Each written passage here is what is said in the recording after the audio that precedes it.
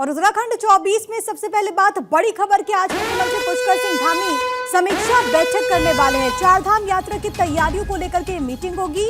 उत्तराखंड सचिवालय में ये बैठक होगी। सुबह के 11:30 बजे ये बैठक होगी। सभी विभागों के अधिकारी बैठक में मौजूद रहेंगे। ये बड़ी जानकारी है क्योंकि आपको मालूम है कि शीतकालीन के लिए जो यहाँ पर चारधाम यात्रा है उसकी शुरुआत हो चुकी है। खुद मुख्यमंत्री ने तमाम लोगों से अपील की कि गद्दी स्थल पर जाकर के वो चारधाम की यात्रा करें और ऐसे में क्या वस्तु स्थिति है इसको लेकर के भी बैठकें लगातार जारी। आज एक बार फिर से उत्तराखंड सचिवालय में एक बड़ी बैठक बुलाई गई है। कहा यह जा रहा है कि अब से 1 घंटे के बाद यानी कि लगभग सुबह के 11:30 बजे ये बैठक होगी। सभी विभागों के अधिकारी इस बैठक में मौजूद रहेंगे। वहां पर मुख्यमंत्री की तरफ से क्या कुछ दिशा निर्देश दिए जाते हैं वो देखना बहुत ज्यादा महत्वपूर्ण होगा। चारधाम यात्रा की तैयारियों को लेकर के एक बड़ी बैठक मुख्यमंत्री पुष्कर सिंह धामी करने वाले हैं। इससे पहले आपको मालूम है कि चारधाम यात्रा में रिकॉर्ड संख्या में लोग पहुंचे हुए थे और अब एक बार फिर से मुख्यमंत्री की तरफ से कोशिश की कैसे तमाम जो व्यवस्थाएं हैं वो वहां पर सुचारू ढंग से हो, और इसी को लेकर के मुख्यमंत्री पुष्कर सिंह धामी आज करने वाले समीक्षा बैठक। मेरे साथ हरीश थपलियाल मेरे सहयोगी इस वक्त कनेक्टेड है। हरीश, क्या जानकारी है आपके पास? 1 घंटे के बाद मुख्यमंत्री समीक्षा बैठक करेंगे चारधाम यात्रा को लेकर के। प्रिय, देखिए, उत्तराखंड सरकार चाहती है कि लोगों की आर्थिकी बढ़े, धार्मिक पर्यटन को बढ़ावा मिले और देश विदेश के जो पर्यटक उत्तराखंड आते हैं, श्रद्धालु आते हैं, उनको यहाँ पर सुविधाएं मिल सके। इसको लेकर के मुख्यमंत्री पुष्कर सिंह धामी थोड़ी देर में सचिवालय के मीडिया सेंटर में जो है प्रेस को ब्रीफ करेंगे और इससे पूर्व वो समीक्षा बैठक यहाँ पर लेंगे और बैठक में संबंधित विभाग के जो अधिकारी हैं वो मौजूद रहेंगे।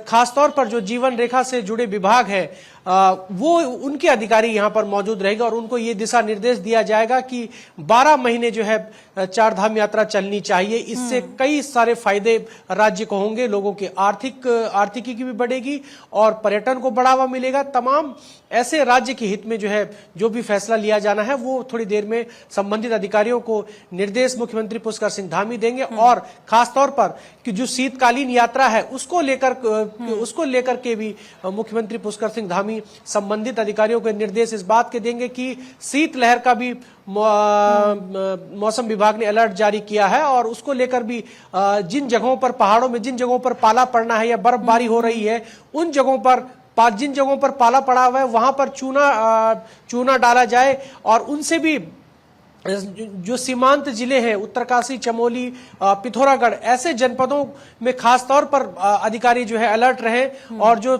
जीवन रेखा से जुड़े विभाग हैं, खाद्य आपूर्ति, पुलिस विभाग, तमाम ऐसे विभाग हैं जो वहां पर जो है अलर्ट मोड पर रहें ताकि किसी प्रकार की कोई दिक्कत न हो। 12 महीने कैसे चारधाम यात्रा चले ये कोशिश और इसी को लेकर के बैठक बहुत अहम हो जाएगी क्योंकि यह आस्था का विषय भी है। ऐसे में तमाम व्यवस्थाएं किस तरीके से धरातल पर उतरे ये कोशिश है। बने रहिएगा, मैं लौट रही हूँ। एक और बड़ी खबर मिल रही है, जरा वो भी अपने दर्शकों को हरीश हम बता लेते हैं। सीएम पुष्कर सिंह धामी की तरफ से शीतकालीन यात्रा का शुभारंभ कर दिया गया है। शीतकालीन यात्रा शुरू होने से जहां पर श्रद्धालु में उत्साह दिख रहा है तो वही स्थानीय लोग भी काफी ज्यादा खुश हैं। यात्रा के दूसरे दिन ही काफी संख्या में श्रद्धालु दर्शनों के लिए यहाँ पर पहुंच रहे हैं। स्थानीय लोग यात्रा को लेकर के काफी उत्साहित है। चारधाम यात्रा के प्रवेश द्वार ऋषिकेश में संयुक्त रोटेशन ने सीएम की पहल का स्वागत किया है।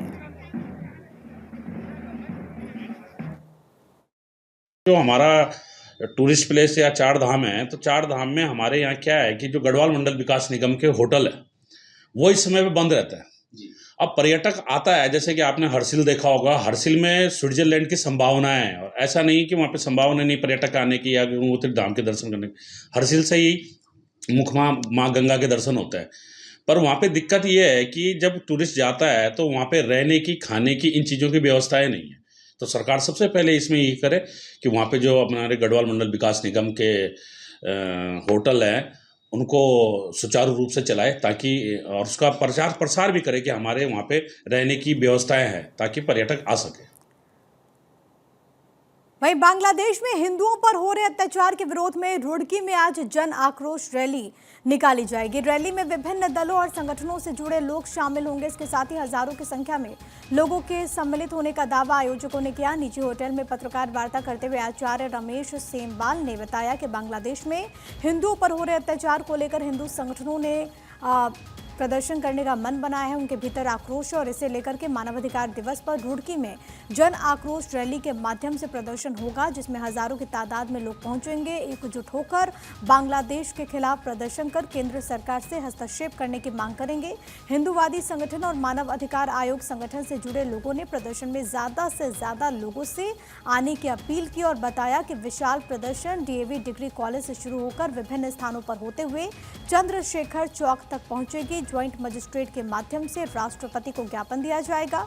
राजकुमार उपाध्याय ने कहा कि बांग्लादेश में हिंदू धार्मिक स्थलों पर बड़े हमले हो रहे हैं और इसी को लेकर के हमें नाराजगी है। हम आक्रोशित नहीं होंगे तो वो समाज जो प्रताड़ित हो रहा है बांग्लादेश में, उसे सहारा कहां से मिलेगा? उसे ये महसूस होना चाहिए कि हमारे सनातन धर्मावलंबी जो हिंदू धर्म का सबसे बड़ा देश आज जिसे हम भारत कहते हैं, वहां के लोग हमारे दर्द को महसूस करते हैं, हमारी पीड़ा को महसूस करते हैं और वो हमारी साथ जो आज घट रहा है उसे वो अपना मानते हैं। इसलिए ये जन आक्रोशित रैली होना बहुत जरूरी है। और हरीश सपलियाल मेरे साथ, मेरे सहयोगी लगातार जुड़े हुए हैं। हरीश, बांग्लादेश में जो कुछ भी हो रहा है उससे देश में भी चिंता देखने को मिल रही है। हिंदुओं को निशाना बनाया जा रहा है, मंदिरों को निशाना बनाया जा रहा है। पहले हमने देहरादून में भी प्रोटेस्ट की तस्वीरें देखी, अब रुड़की में जन आक्रोश रैली निकलने वाली है आज। जी बिल्कुल, देखिए प्रिया, बांग्लादेश में जिस तरह हिंदुओं के साथ हिंसा की जा रही है उसको लेकर के उत्तराखंड में भी चिंता जाहिर की जा रही है और हिंदू संगठन से जितने जुड़े लोग हैं वो प्रदेश भर में जो है प्रोटेस्ट कर रहे हैं और इस बात की चिंता व्यक्त कर रहे हैं कि हिंदुओं पर जो वहां पर हिंसाएं हो रही है उसको लेकर के सरकार इंटरफियर करे, हस्तक्षेप करे। भारत सरकार को हिंदुओं को सुरक्षित जो है करना होगा वहां पर किस तरह हिंसा हो रही है।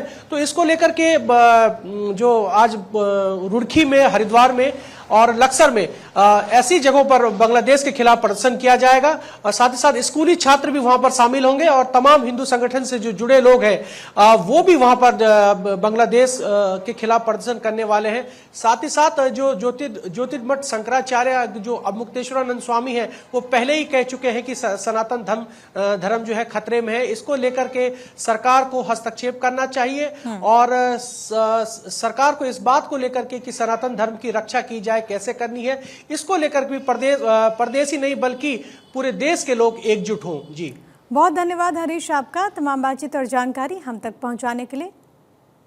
बढ़ेंगे खबरों में आगे। उत्तराखंड के मुख्यमंत्री पुष्कर सिंह धामी ने ननूर खेड़ा देहरादून में आयोजित भारत दर्शन शैक्षिक भ्रमण कार्यक्रम का शुभारंभ किया। वहीं इस मौके पर भ्रमण पर जाने वाले छात्र छात्राओं को सीएम की तरफ से किट का वितरण भी किया गया। इसी के साथ ही सीएम पुष्कर सिंह धामी ने हाई स्कूल और इंटरमीडिएट के टॉपर छात्र छात्राओं को भारत दर्शन शैक्षिक भ्रमण के लिए फ्लैग ऑफ कर रवाना किया। इस मौके पर सीएम धामी ने कहा कि शैक्षिक भ्रमण कार्यक्रम के माध्यम से प्रदेश के 157 छात्र छात्राओं को हिमाचल प्रदेश, पंजाब, हरियाणा, राजस्थान, दिल्ली जैसे राज्यों का भ्रमण करने का मौका मिलेगा।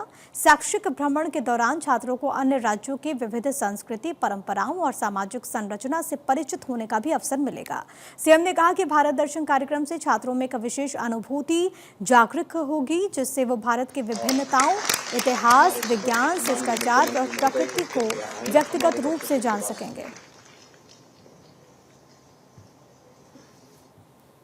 आज का दिन वास्तव में जहां हम लोगों के लिए ऐतिहासिक है कि हम शैक्षिक भ्रमण कार्यक्रम का शुभारंभ कर रहे हैं, वहीं मैं अभी रमन जी से पूछ रहा था कि ये हमारा पहला दल है, इसलिए मेरे सभी प्रिय छात्र एवं छात्राएं, आप सभी ऐतिहासिक होने वाले हैं।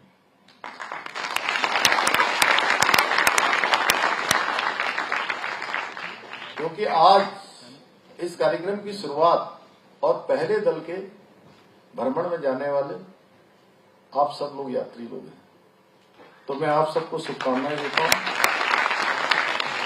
और आज मुझे यह देखकर बहुत ही हर्ष की अनुभूति भी हो रही है कि हमारी सरकार के द्वारा जो घोषणा की गई थी उसमें से अभी रमन जी ने जैसा बताया कि 157 छात्र एवं छात्राएं, हमारे होनहार बच्चे, हमारे उत्कृष्टता को प्राप्त करने वाले मेधावी छात्र एवं छात्राएं भारत दर्शन शैक्षिक भ्रमण कार्यक्रम के अंतर्गत हिमाचल प्रदेश, पंजाब, चंडीगढ़, हरियाणा और दिल्ली के ऐतिहासिक स्थलों का भ्रमण करने वाले हैं।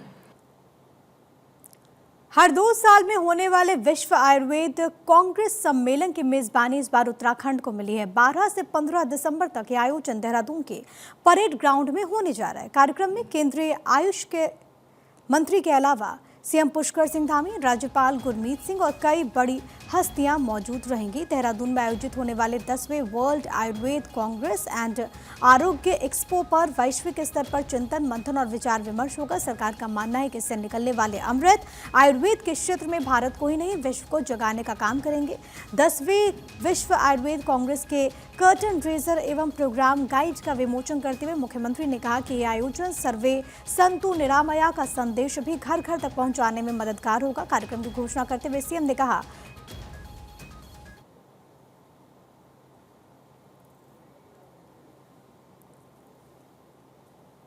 तो हम आपको लगातार ये जानकारी दे रहे हैं कि मुख्यमंत्री की तरफ से कार्यक्रम की घोषणा करते हुए कहा गया कि महामारी के दौर में आयुर्वेद एवं आयुष का प्रभाव लोगों ने देखा है। उत्तराखंड का जो ये पैविलियन है, इसमें प्रदेश के 8 से अधिक विभागों के स्टॉल्स लगेंगे जो हमारे प्रदेश की प्रगति में भी अपना योगदान देंगे।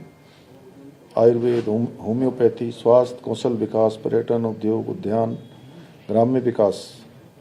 निश्चित रूप से इन स्टॉलों से जहां हमको आयुर्वेद और वेलनेस पर्यटन के क्षेत्र में प्रमुख केंद्र के रूप में हमको बढ़ावा देगा और हम सरकार की तरफ से भी लगातार हेल्थ और वेलनेस को बढ़ाने के लिए लगातार काम कर रहे हैं। ढालवाला में 3 साल बाद आखिरकार स्थानीय लोगों को बाढ़ से मुक्ति की राह दिखी है। करीब 4 करोड़ 84 लाख रुपए की लागत से बने तटबंध और मार्ग का कैबिनेट मंत्री सुबोध उनियाल ने लोकार्पण कर दिया। सिंचाई विभाग ने दावा किया कि इससे न सिर्फ स्थानीय लोगों को बाढ़ से राहत मिलेगी बल्कि उन्हें आवागमन के लिए रिंग रोड के रूप में एक नया वैकल्पिक मार्ग भी हासिल होगा।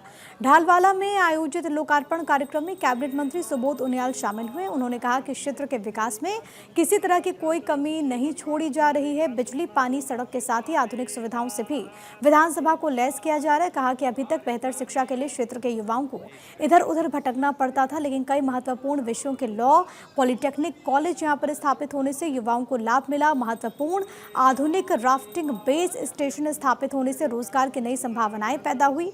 उन्होंने कहा कि केंद्रीय विद्यालय समेत अन्य कई योजनाओं ने नरेंद्र नगर को आदर्श विधानसभा के तौर पर स्थापित करने की कोशिश की है।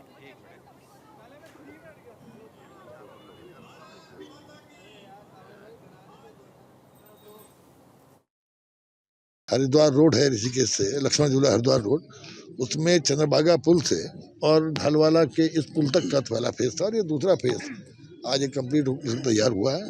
निश्चित रूप से जैसे आज का इस फेज की कीमत तो 4 करोड़ 84 लाख तकरीबन 5 करोड़ की है, लेकिन कुल मिलाकर के मैं समझता हूँ 15-16 करोड़ की योजना ये के माध्यम से, जहाँ एक और ये ढालवाला के बाढ़ सुरक्षा का काम करेगी, दूसरी ओर हाथी सुरक्षा का भी काम करेगी, क्योंकि इसमें जंगल से सटा होने के क्षेत्र के कारण यहाँ हाथी काफ़ी आया करते थे, तो हाथियों से भी सुरक्षा होगी और लोगों को स्वास्थ्य के लिए बेरोक टोक होकर घूमने का अवसर भी मिलेगा। वक्त यहाँ पर एक बहुत ही छोटे से ब्रेक का है, उससे पहले हेडलाइंस पर एक नजर।